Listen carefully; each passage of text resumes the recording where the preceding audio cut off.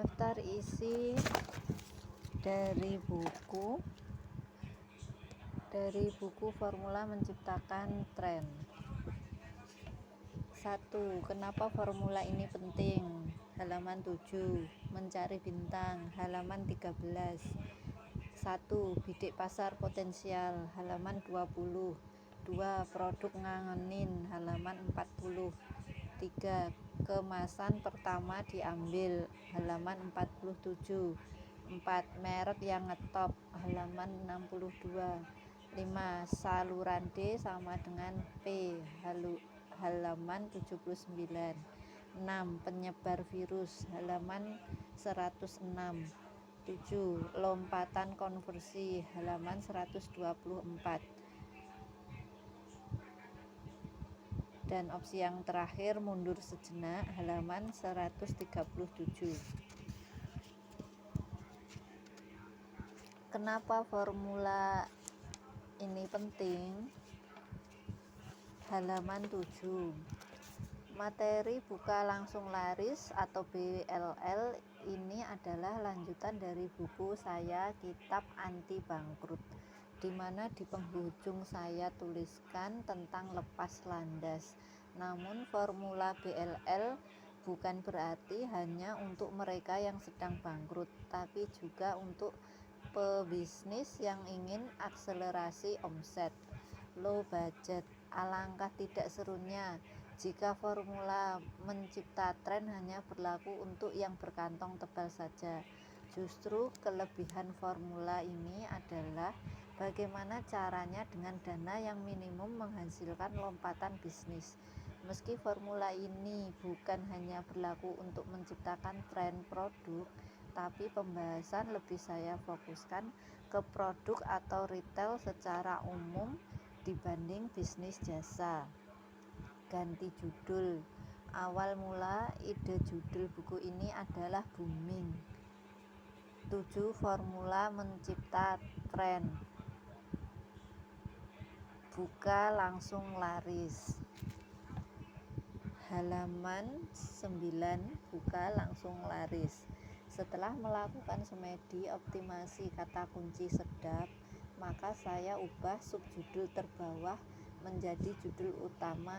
Alasannya adalah kalimat buka langsung laris lebih teroptimasi dan memancing orang untuk membeli dibanding booming. Kurang merangsang dan belum tentu berkonotasi bisnis, kebanyakan digunakan di tren fashion. Adapun 7 formula mencipta tren, kata kuncinya ada 7. Bagaimanapun kebanyakan orang suka angka yang dinalar. Dengan low budget menekankan bahwa formula ini bukan hanya berlaku untuk mereka yang punya dana promosi besar.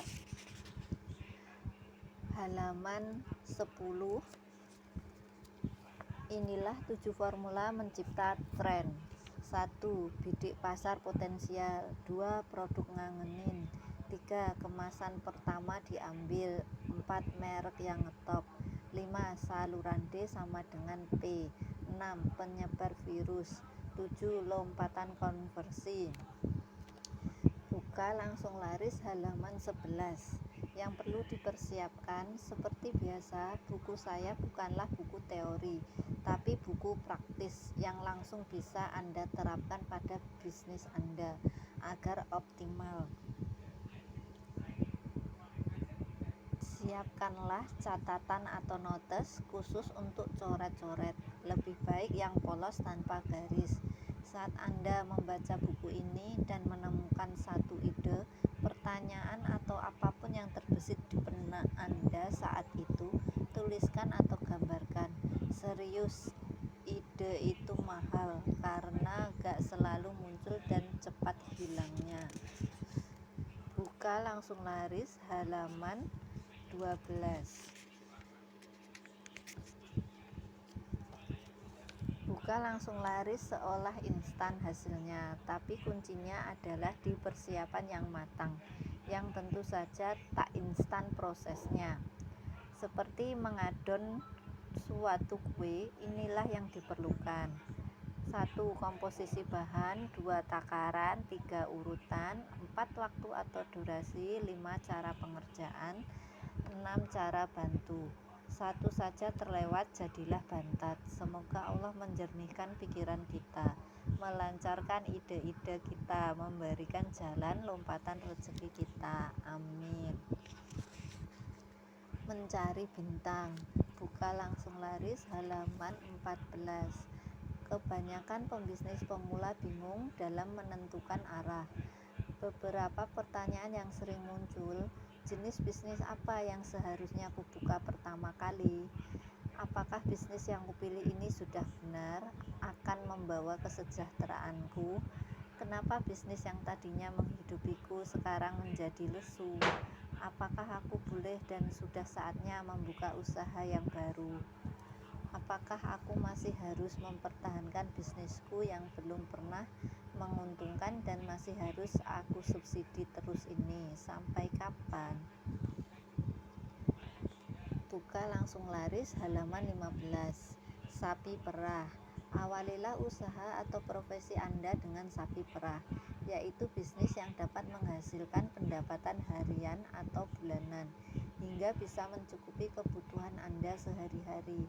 Tak perlu jenis bisnis yang rumit dan inovatif. Cukup ikuti saja apa yang diperlukan orang sehari-hari. Contoh gampangnya adalah buka lapak di pasar, berjualan sayur, buka warung bakso, atau bisnis-bisnis yang sudah jelas ada kebutuhan pasarnya.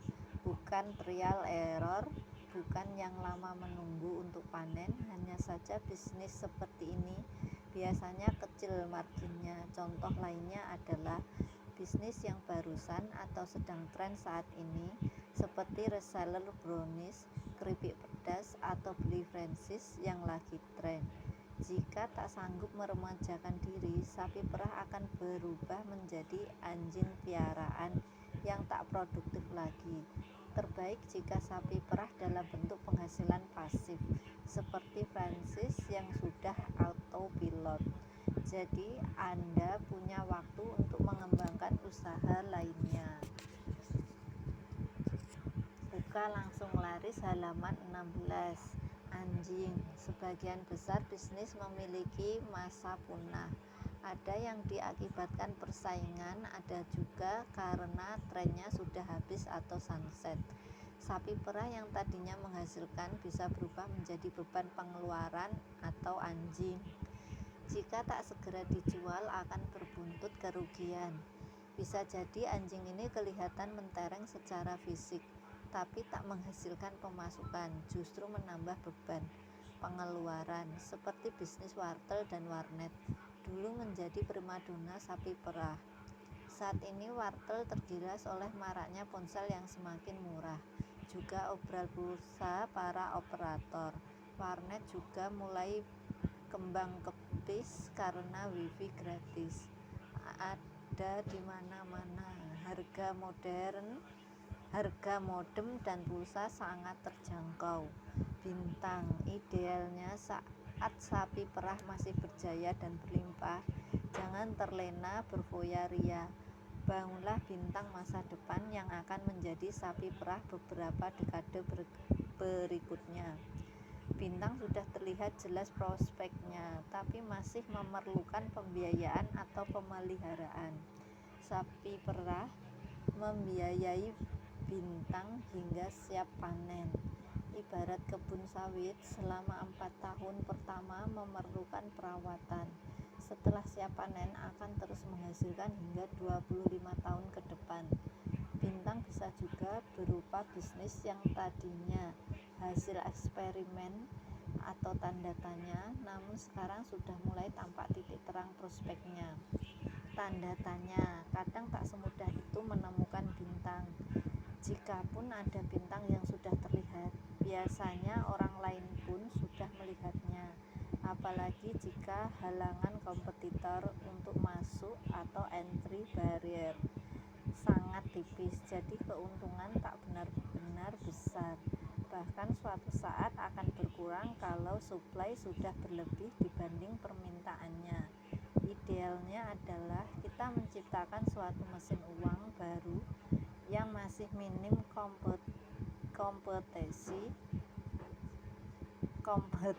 saya ulangi, mesin uang baru yang masih minim kompetisi memang memerlukan waktu dan biaya untuk riset dan uji coba.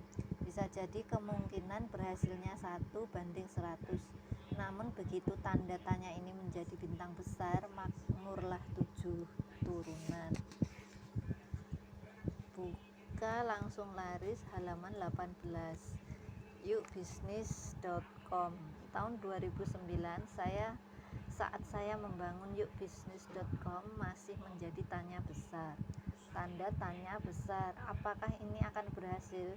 Saya bukan programmer web, setengah iseng melakukan pembuatan yukbisnis. Segalanya masih trial error. Saat jadi versi beta pertama tanggal 6 Juni 2010, coba cari iPad, keluarnya nasi padang.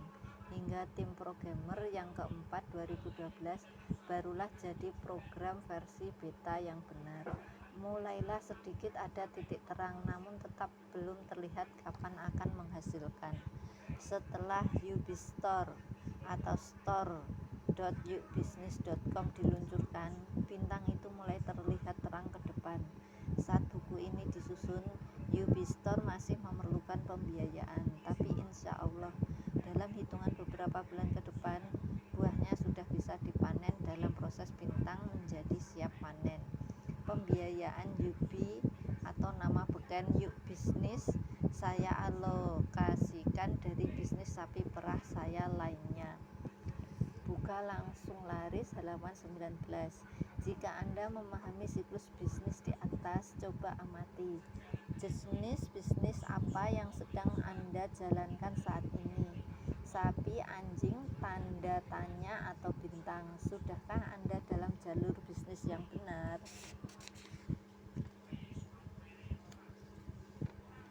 Formula 1 bidik pasar potensial. Buka langsung laris halaman 21. Permintaan suplai dan kompetisi. Hukum dasar permintaan versus supply atau supply demand adalah sebagai berikut. 1. Saat supply lebih kecil dari permintaan, maka supplier punya posisi tawar yang tinggi.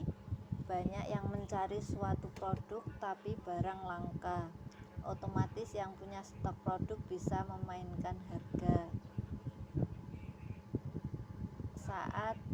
Saat supply sama dengan permintaan, maka harga dalam kondisi stabil dipicu dengan tingginya permintaan dan tingginya margin keuntungan, atau karena harga tinggi tumbuhlah pemasok lainnya. Alhasil harga akan mulai turun karena supply mulai bertambah hingga di satu titik kesetimbangan atau equilibrium harga mencapai kondisi tengah. Buka langsung laris halaman 22. 3. Saat supply lebih besar dari permintaan, maka konsumen punya posisi tawar yang tinggi. Stok barang di pasaran berlimpah, sementara kebutuhan konsumen tak bertumbuh. Akibatnya penjual atau pemasok mulai berkompetisi. Harga juga ikut terkoreksi turun. Awalnya yang disebut permintaan itu adalah untuk memenuhi kebutuhan pokok saja. Namun sejalan dengan naiknya pendapatan atau daya beli, naik pula permintaan yang sifatnya sekunder. Makan bukan hanya bicara soal kenyang lagi, tapi harus enak, suasana nyaman, pelayanan ramah. Varian produk yang aneh-aneh pun muncul. Pertumbuhan resto pun tak sebanding dengan pertumbuhan penduduknya. Wajar jika mereka yang tak mampu bersaing akan tumbang. Mereka yang tumbang belum tentu yang kalah murah, tapi kalah value. Harga sama dengan value atau konten plus konteks. Konten adalah kandungan barang itu sendiri yang dinilai dari bahan baku plus ongkos produksi. konteks unsur emosional seperti kemasan, citra merek, gengsi, harga. Saya ulangi, buka langsung laris halaman 23. Harga konteks suatu produk bisa jadi lebih tinggi daripada harga kontennya. Coba cek produk-produk bermerek seperti Zara, Louis Vuitton, Hermes. Nilai kontennya bisa jadi kurang dari 1/5 harganya. Contoh lainnya adalah parfum-parfum bermerek impor. Harga yang didapatkan importer atau harga kulakan kurang dari 1/3 harga jual ecerannya. Faktor-faktor yang mempengaruhi permintaan atau naik turun suatu produk. 1. Kebutuhan akan solusi dari permasalahan yang dihadapi. Powerbank langsung laris manis karena kebutuhan akan intensitas atau durasi penggunaan gadget. 2. Penawaran harga jual barang itu sendiri. Mampukah dan maukah konsumen membelinya? Produk yang sama, jika dinaikkan harganya hingga ambang tertentu, pasti akan mempengaruhi kemauan konsumen membelinya. Sebaliknya, suatu produk yang tadinya kurang laku bisa jadi laku keras jika harganya diturunkan. Paham? Kalau belum paham,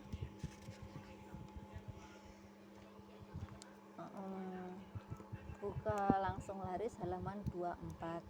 Kalau belum paham, bacalah ulang hingga paham, karena poin ini penting untuk menentukan strategi harga. 3. Penawaran kompetitor serupa. Pisang molen yang pertama populer adalah merek Kartika Sari, tapi sekarang banyak pilihan yang tak kalah enaknya, seperti Mayasari, Prima Rasa, dan lainnya. 4. Penawaran produk yang bisa menggantikan. BlackBerry awalnya merajai pasar karena fitur BBM-nya, namun setelah hadirnya aplikasi chat seperti WhatsApp, WeChat, Line, Kakao, maka konsumen tak harus beli BlackBerry untuk bisa chatting, apalagi setelah aplikasi BBM dibuka di Android dan iOS. 5. Daya beli target pasar. Naiknya pendapatan rata-rata penduduk Indonesia dan pertumbuhan kelas menengah yang meningkat drastis, maka daya beli pun meningkat. Mereka tak membeli berdasar kebutuhan lagi, tapi keinginan atau gaya hidup. 6. Kemudahan pembelian. Adanya sistem cicil kartu kredit otomatis mempermudah konsumen membeli lebih awal. Sebenarnya secara daya beli tetap sama. Celakanya, dengan kemudahan pembayaran, banyak konsumen yang membeli melebihi kemampuannya karena sistem pembayaran tunda.